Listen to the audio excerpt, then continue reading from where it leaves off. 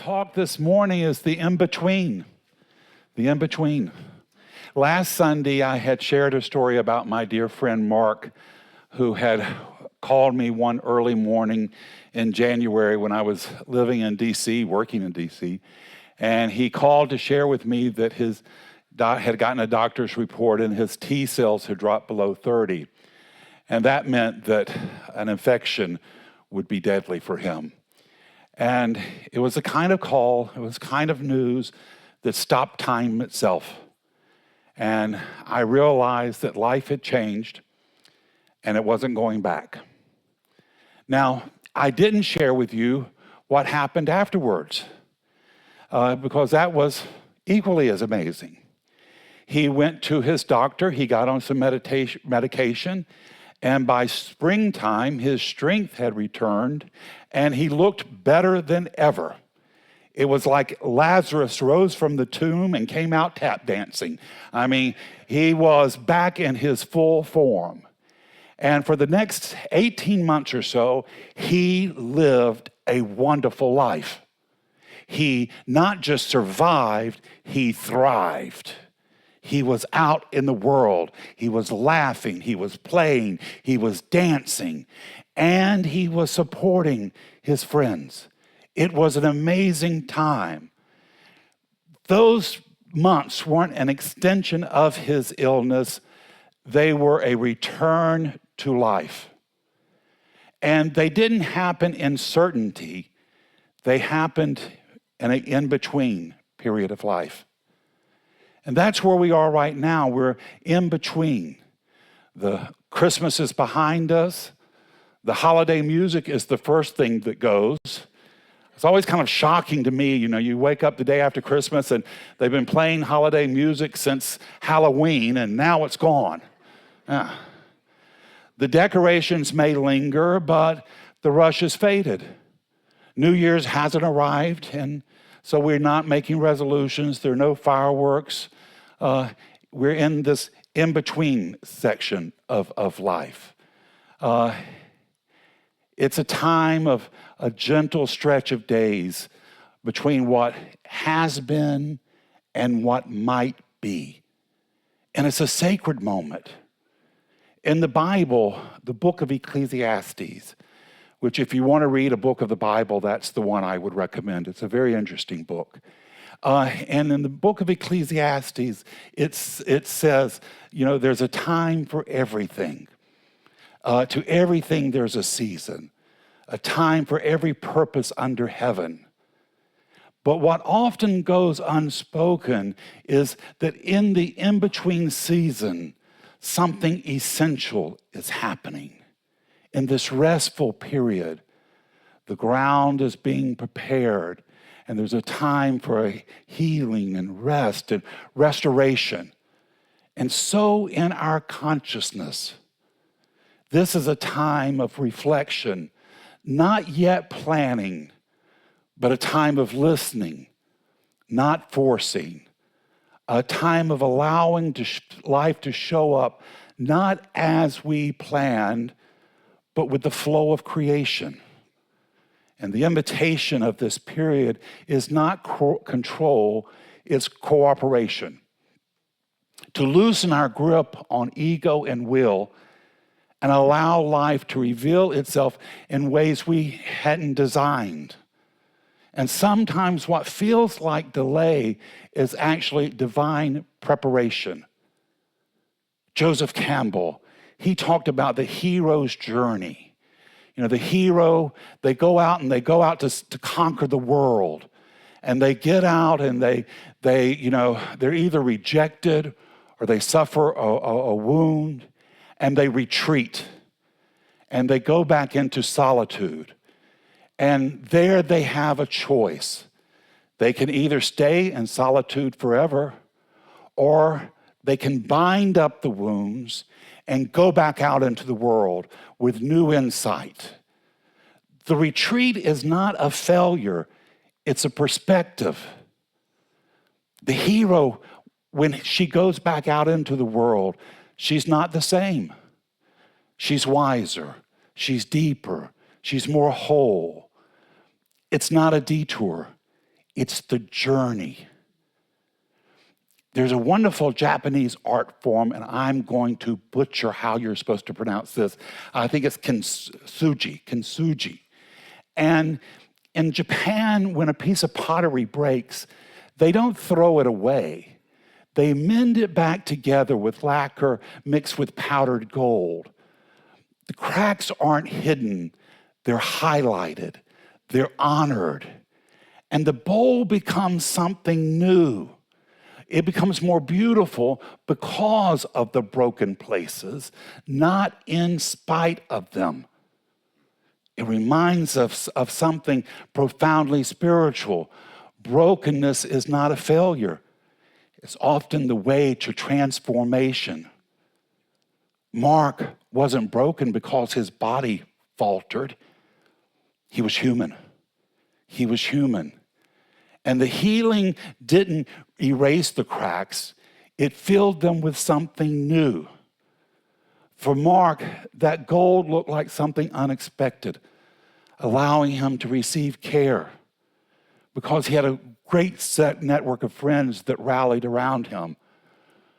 You know, for all of his life, his looks and his intelligence had gained him wealth, and he had seen the world using those things.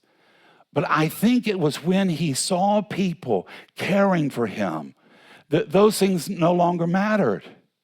He began to understand the value of his soul, and it gave him a sense of what was really important. And you know what else it did? It gave his friends a sense of their value. His brokenness not only healed him, it healed us. So often we think healing means going back to what was. But Spirit is rarely interested in restoration. Spirit is interested in revelation of what can be, a revelation of our strength and our courage and our possibilities. You know, one of my heroes, I always have wanted to write about him. He was a congregational minister. He got involved with a union strike that it was at a cotton mill my mom grew up on. And actually some of her relatives kidnapped him and beat him and left him crippled.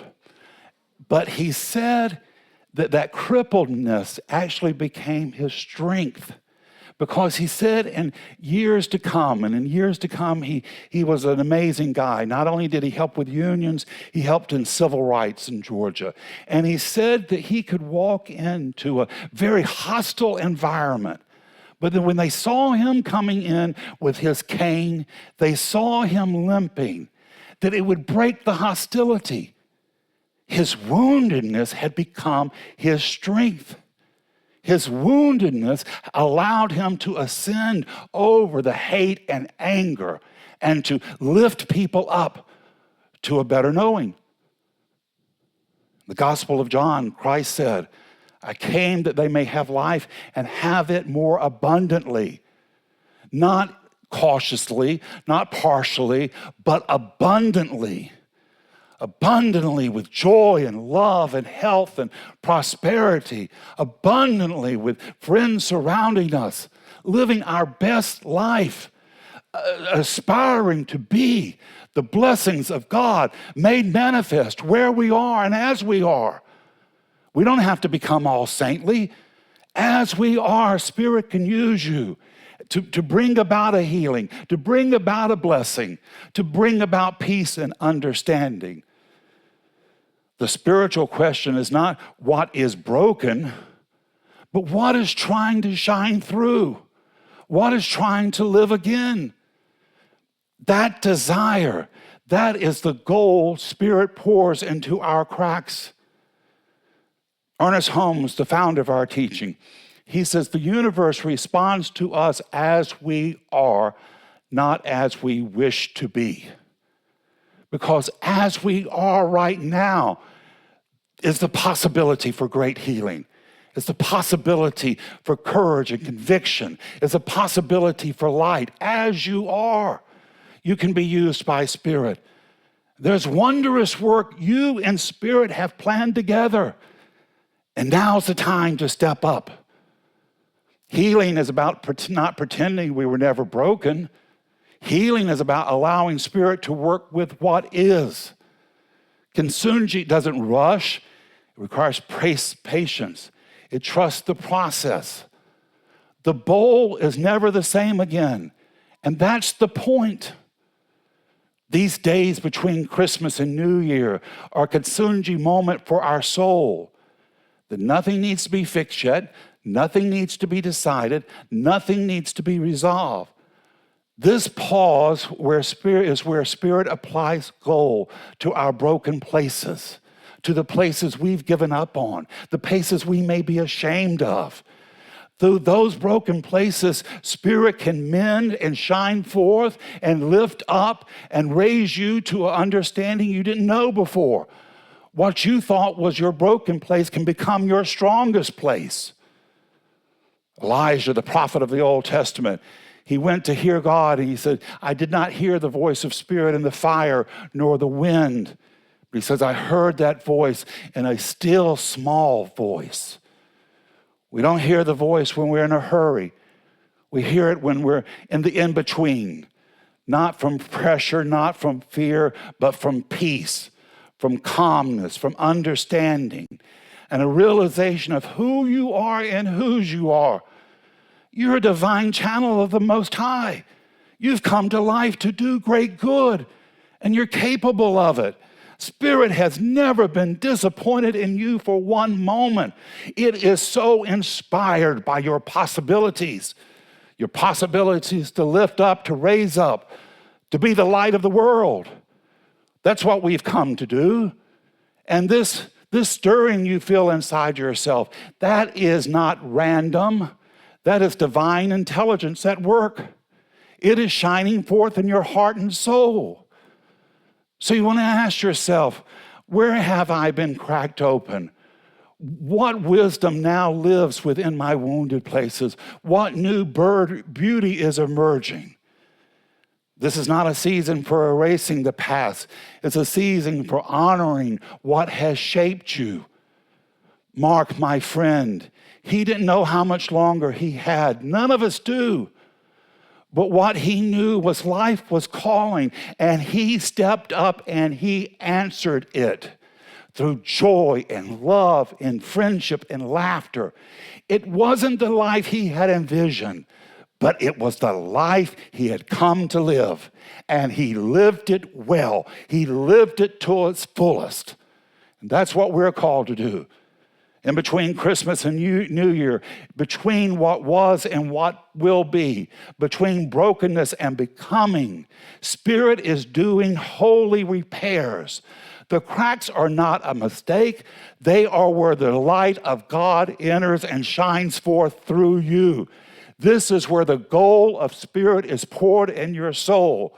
And when you step into the new year, you won't be entering it as someone who has never been broken. You'll be entering with someone mended with the goal of Spirit's love. You will enter it courageous, bold, and dynamic by knowing what you've come to do. You're here to be the light of the world, and Spirit is wanting and desiring for you to step up and step out, and in spite of all the darkness, in spite of all the confusion, in spite of all the turmoil, for you to step up and step out and share with the world. Here I am, the love of God is shining forth in me, and I refuse to see life as any other way, but a blessing, a love, and a miracle unfolding. It's the truth in your life this morning. It's the truth in mine, and so it is. Thank you.